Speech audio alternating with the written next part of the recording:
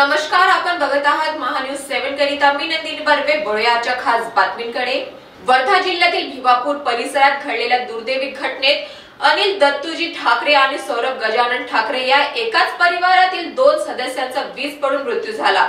या घटनेमुळे गावात हळहळ व्यक्त करण्यात येत आहे. घटनेनंतर देवडी पुलगाव विधानसभा क्षेत्राचे आमदार राजेश बकानी यांनी तातडीने प्रशासनाशी संपर्क साधून शासकीय मदत मंजूर होण्यासाठी प्रयत्न केले. दोन्ही मृतांच्या वारसांना शासनाकडून मंजूर झालेल्या प्रत्येकी 4 लाख रुपयाचे धनादेश आमदार राजेश बकाने यांच्या हस्ते सुपूर्द करण्यात आले. या घटनेची जखमी झालेल्या वेदांत अनिल ठाकरे यांना देखील 5400 रुपयाचा धनादेश देण्यात आला आहे. या प्रसंगी वर्धा तहसीलदार, नायब तहसीलदार तसेच पोलीस पाटील, तलाठी, ग्रामसेवक आदी उपस्थित होते.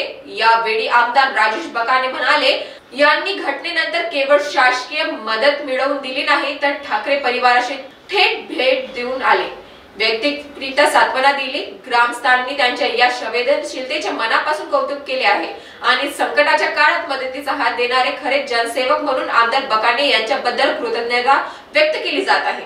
वर्धावरून सतीश काळे यांची रिपोर्ट, महान्यूज 7 नागपूर.